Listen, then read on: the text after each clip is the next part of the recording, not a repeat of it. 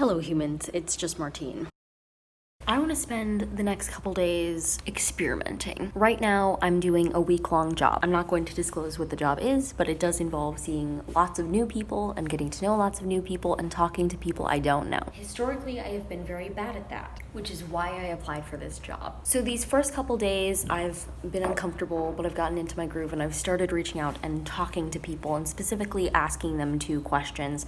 One that's funny and one that catches them off guard because it's not a question people actually ask one another very often, especially when you're at school. Typically when you're at school, you ask, hi, what's your name? And what's your major? And what year are you? And where are you from? But my two questions are as follows. Number one, gun to your head. How many bags of shredded cheese could you eat? Number two, what do you do for fun? Amazingly enough, I have had a wide variety of answers to that second question. The first one's just for fun, and I've only been using it for the past day because my sister reminded me of it because somebody else came up with that question, not me. But the types of answers I've gotten for what do you do for fun, the range is incredible. Some people have looked at me like I'm crazy and been like, nothing? And some people have been like, do I have something to say? Here are all the things I love about life.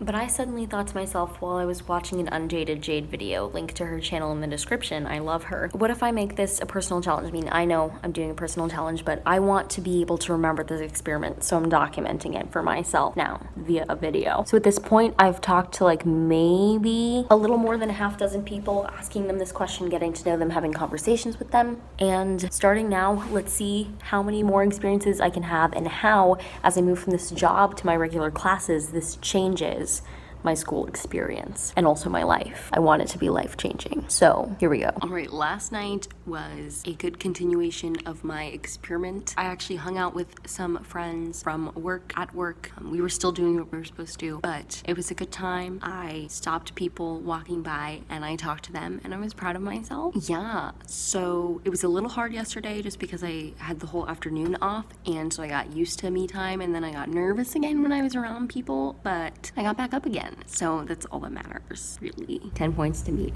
I high-key had some amazing conversations today, is all I'm saying. Some with people I already knew before, but they were still like deeper conversations or more meaningful or like longer conversations than we'd had before, and some with people I've just barely interacted with. So all of that is very exciting. I think it's interesting because, you know, the victories feel so big, but the setbacks when they happen, which luckily they're not happening much this week, but when they do happen, they're much bigger. So it really is a matter of like one step forward, two steps back in some cases. Luckily, I'm taking more one steps forward than two steps back. But sometimes that pushback makes it harder to continue. It definitely makes it harder to continue, but I've shared my challenge with some other people around me, like told them what I'm doing, and they seem to respond really well to that and to really support me in that. That's exciting. I also think I'm lucky enough to be in a situation where a lot of people are meeting a lot of new people at the same time, and that definitely makes people more open to meeting others because they don't necessarily all have their fixed groups yet. It can float more. So that's why I thought that this week was the perfect time to attempt this challenge, and it definitely is. But I don't know how that's going to change going from my job, which is specifically revolving around a certain event where a lot of people meet each other, into having classes with people who already have established relationships with one another. I feel like it's going to be very different, and I feel like initially that pushback is going to be brutal, but I cannot give up. Today had some definite setback moments, but it also had a lot of victories. I was having a funky day. I just felt like people weren't giving me the same energy that I wanted from them. My expectations were not the reality. It was an expectations versus reality moment, and it was bumming me out. But I removed myself from that situation and I reached out to a person that I'm always scared to reach out to, and a person actually met up with me and we talked about some of these things and their experiences and my experiences, and I came to the conclusion that although I'm good at initiating like meeting people, in my mind, if that initial meeting goes well, it's already like definitive that we're friends now, and so they only end up disappointing me. But I don't do anything to bridge that gap. Like if they reach out to me, of course, I'll like run to the edge of a mountain or like whatever. But I need to be better about bridging that gap. So tonight I gave myself a challenge and I bridged that gap. I worked on bridging the gap with just one person, and it seemed to be successful for the most part. Of course, it's never perfect, but I'm proud of myself for trying. I'm really proud of myself. One thing that is really negative about this whole experiment is that when I connect with people and I get used to talking with them, I feel like I become reliant on people again, and I hate that feeling, and nothing else spikes my anxiety more than like continuously checking to see if somebody messaged me, or worrying that they hate me, that they don't like talking to me, that they never want to respond again, or that after like one day of talking, they're done talking to me, they're sick of me. So there's still some things I need to work on this week revolving around all this. I need to brainstorm how to avoid that pitfall, because I have fallen into it head first. Okay, so over lunch I was reading a lot about friendships, the beginning of friendships, codependency, and like what to do if you're waiting for a text back, or like those thoughts that you need to nip in the bud. And that was very helpful. If I can, I'll link some of the articles I read down below. And I just need to make sure that I'm like, when I think one of those thoughts, that I become consciously aware of it and say something against it, whether or not it feels like that's true at the time. I need to start practicing that. So right now, instead of waiting for people to reply or responding to people immediately, I'm going to go into the gardens at my school and see if I can find the turtles. Hi!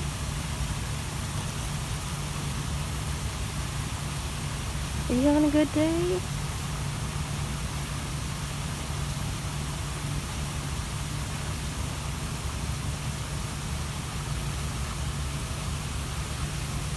Hola.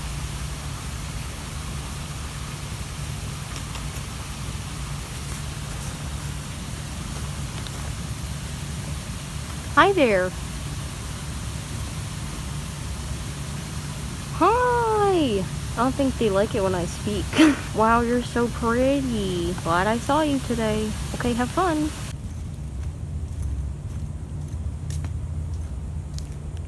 This guy with his little flippers out back. You're just having the time of your life today. What a cutie. Oop, I spot another one. Hey, buddy. Hi. I've come and checked for you guys all week and I haven't seen you. This is so exciting. Okay, have fun on your log. The number one thing I saw online that is helping me, and that I'm trying to remind myself every time I have a negative thought about approaching somebody, what I think they'll think about me, and then when I try to establish a friendship and somebody isn't replying because they have a life, I wrote it on a sticky note and put it on my desk to help me remember. It just says, I am not a mind reader. I don't know what people are thinking, and that has to be okay with me. I can't say I think they hate me because I have literally no idea what they're thinking. I'm not a mind reader, and you aren't either, and I hope that gives you peace like it gives me. Okay, so this experiment is not really going as planned because maybe this is too much information, but I keep having mental breakdowns. I'm trying to figure out what's going on with me. I've already talked about it a bit, how my mind is just taking that bit of anxiety that would go in front of meeting people and putting it in between meeting people and really getting to know them.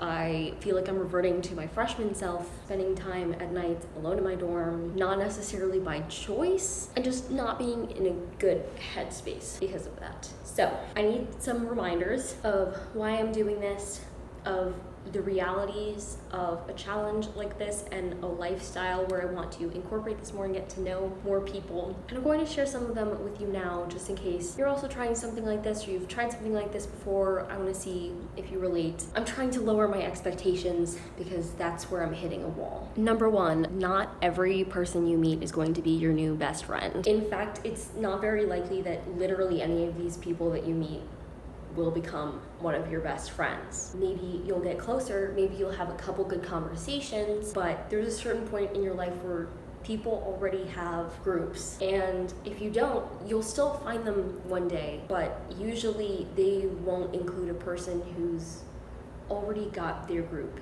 and spends all their time with that group and just sticks in that same place and is used to making plans with those people, or always has things pre-planned with those people. That's just not going to translate well. Not every conversation you have with the same person is going to be equally good. So if you start off and you have an amazing conversation with them, you click, you're like, this is amazing, but then that doesn't continue, that's not your fault. That's just how people are, sometimes they're more into talking to you than other times. That has nothing to do with you. It might not even have anything to do with them. It has to do with the moment and the topic you're talking about, and literally anything but your value. It has nothing to do with your worthiness of having people hang out with you or having conversations or making connections. And that's something I'm working on, but it's something that I know to be true. You cannot control your thoughts, but you can practice not letting your thoughts control you. I'm not good at this one right now. This week my thoughts are having me instead of the other way around. I'm trying to write down some of my thoughts and then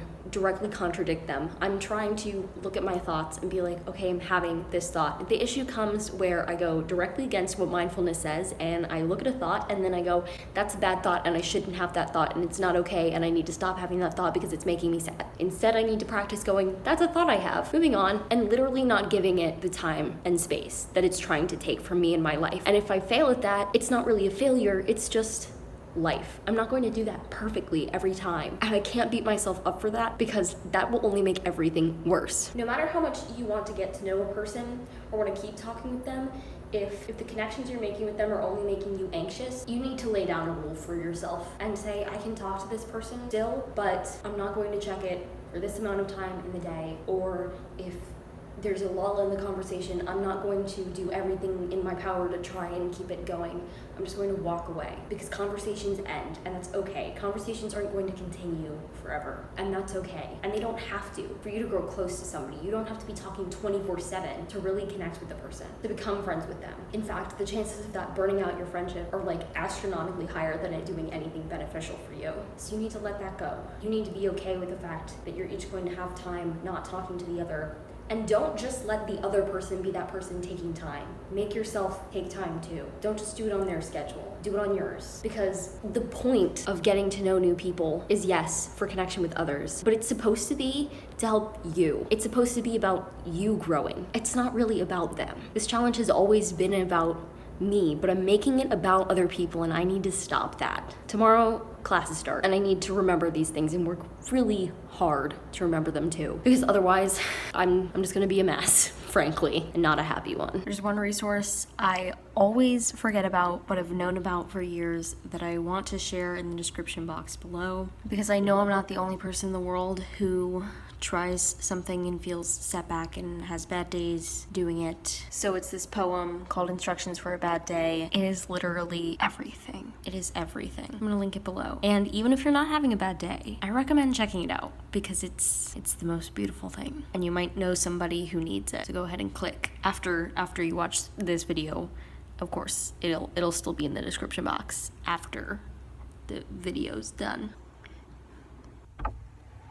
Alright, so I had my first day of class, and here are my thoughts. The experiment has changed drastically at this point because I'm not really meeting new people. The issue with coronavirus times and in-person classes is that you don't really get a chance to meet new people because you're sitting like 2 or 3 seats away from them, and you've got your face mask on, so you don't really know what anybody looks like, and everything's just a little weird, and you're kind of in your safe bubble for health reasons, not just because like people make you anxious. It's a whole different environment, and also classrooms are different. However, finally a lot more of the people that I'm like kind of friends with or like acquaintances with are back on campus, and passing by them is a good time. Some people that I met last week and like only talked to very briefly are stopping to talk to me, or we're having brief interactions, or they want to connect with me on social media, and all of that is amazing. All of that is going great. I also followed my advice from yesterday, and I just watched that video like 2 times when I was editing it just now, and it makes me feel things literally every time I say it about giving myself space, going on my own schedule, not just going by the other person's schedule. I just met my step goal literally waving my hands around. That's me right now. And I gave myself that space in that time today, and I followed those rules, and I feel immensely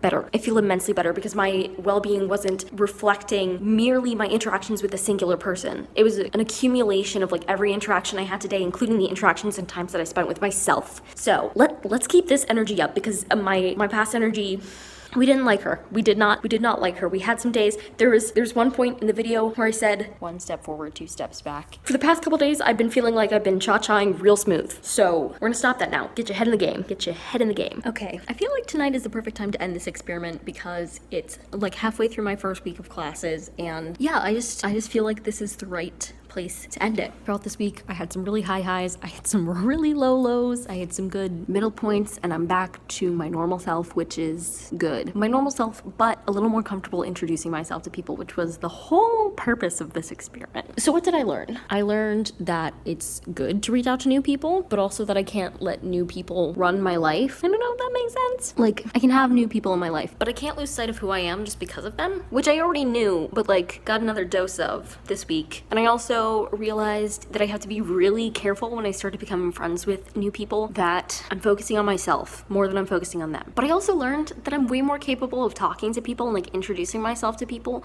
than I thought. So that's always good. I felt like even tonight, there was a person that I've only met like online before, like over Zoom. I met them in person today, and you know, there were a couple awkward moments, but I wasn't like killing myself over them. And normally I would be freaking out about that, but I wasn't. I was chilling. I was having a good time. I was good. So I'm really glad I did this. And if you watched all the way to this point, I'm so sorry for everything that you saw, because I had an absolute breakdown halfway through this. Pretty much immediately, actually, now that I think about this, but I don't regret it. I don't regret it at all, because I learned a lot from it, and I grew a lot from it, and that's super exciting to me because that's all that I wanted. Did my life change? Pretty much about as much as a life changes when you do anything. So yes, my life did change. 100% life-changing experience. Just like every moment of every day is a life-changing experience. If you want to try something like this, I highly recommend, and you can comment down below and let me know if you've done this before, if you're going to do it, what's your favorite question to ask people to get to know them, like my what do you do for fun question that I was asking people earlier this week. And if you like this video, go ahead and give it a big thumbs up and subscribe for more reading, writing, and college lifestyle content. And also apparently really random challenges like this. Just me, just Martine. That's all this channel is. So